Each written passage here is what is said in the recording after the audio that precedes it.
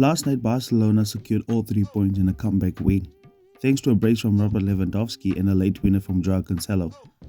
In this game, the team did show that they can fight even though everything is not going well. But before we get into all of that, please do subscribe to the channel, as that will be helping us to grow a lot. We upload 3 times a week and we do technical analysis on all Barcelona games. So if you want to join the family, please do subscribe. I just want to start off by saying the reason why Barca wasn't performing is because Xavi changed the shape severely from the last 2 games. So let's get into the video to see what happened in this game particularly. Celta did press from a mid to high block, but not all the way, as was risky. However, they allowed Barcelona to come through the first phase of build-up pretty easily. However, they still tried to block the central progression that Barcelona might have tried to attempt. However, Frenkie de Jong was left stranded in this block, and he had to drop to left centre-back to get on the ball and to drive Barcelona up the pitch and get involved with his dribbling, but more particularly his passing and his ball distribution.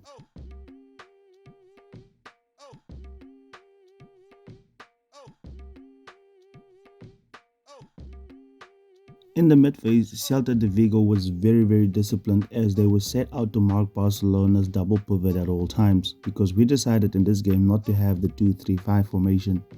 So it was easy to mark Barcelona's pivot. This is what I don't like about Xavi as a manager, just changing things randomly. So now Frenkie had to operate.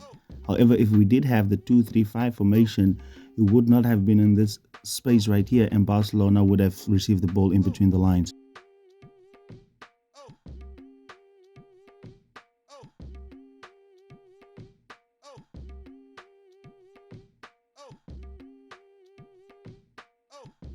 Having Marcos Alonso on the left side, in previous games we had the 2-3-5. However, Marcos Alonso was not disciplined in position at all, like Alonso and Balde.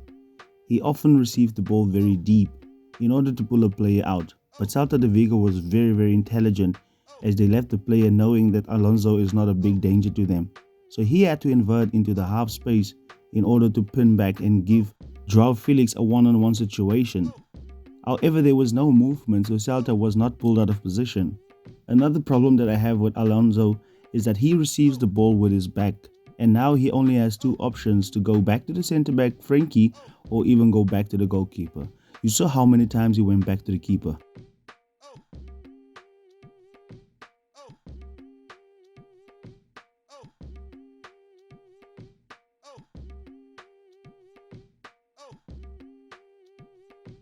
Like you see over here, Alonso always facing the ball. However, Celta wasn't pulled out of position whatsoever. However, Alonso facing the ball, and he actually does pull a play in this instance, but he's not in a position where he can actually give the ball to João Felix. So these are small differences between him and Balde. The same thing happened with João Cancelo on the right side. As the ball was circulating, João Cancelo actually operated very high, and he wasn't close to Oriol or Frenkie de Jong at all. He was very high in the half space. He even tucked in the same way that Marcos Alonso did, and at times Barcelona had 6 players up top. So there was no counter movements or opposite movements. It was clear these 4 guys have to find those 6 guys, and he was receiving a lot of balls there, and he had to keep the wood at times as well. So this was very strange tactics from Xavi.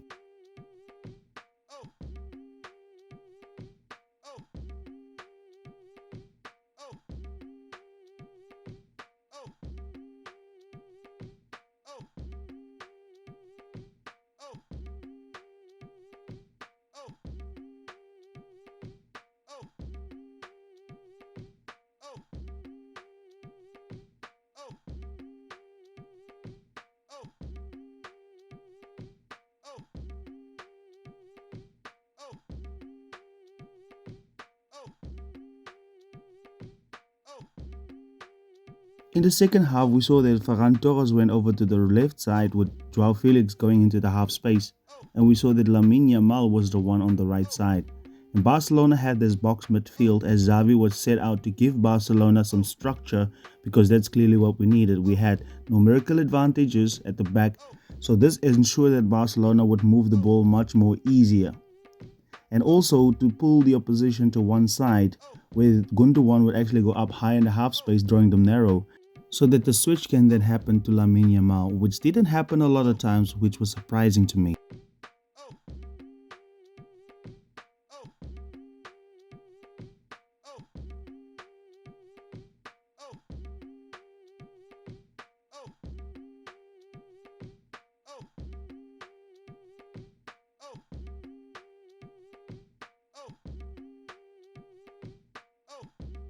However, the difference came on when Rafinha and Alejandro Balde came on, because Balde freed up Joao Felix because he was very willing to run ahead of him to get on the ball, and that freed up space for him. He even found Lewandowski in the half space where Lewandowski scored the goal.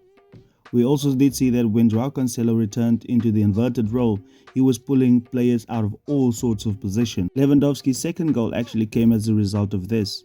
However, the roles was reversed with Rafinha deep and Cancelo in the half space. So Gundogan was pulling a player narrow, which left Cancelo totally open to receive the ball in the half space. So this is what I've been saying, having guys in the inverted role pulling players out of position. So then Lewandowski could actually finish off and score the second goal, which set up the comeback for FC Barcelona in this case. So Xavi shouldn't be changing too much about the system either.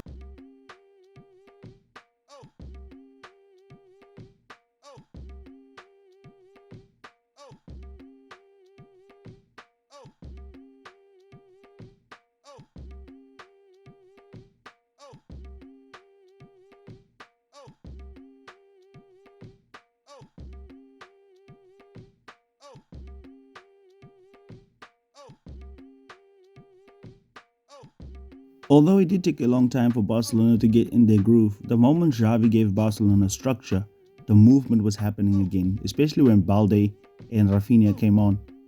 And this just shows you that having the 2-3-5 or the box midfield at least is going to draw players out of position, and this is not something that Xavi should really be understanding. But do let me know in the comments what do you think about this game. I would love to hear you guys' opinions, and I just wanted to say I do appreciate it, the interaction that I'm having with you guys. I really enjoyed to see how passionate you guys speak about Barca. Let me know your comments, and also subscribe to the channel. If you're new around here, we upload 30 times a week, and we only do content on FC Barcelona. This is a Barca channel throughout. There's loads of content that you guys can watch on it. Thank you very much for watching. Goodbye.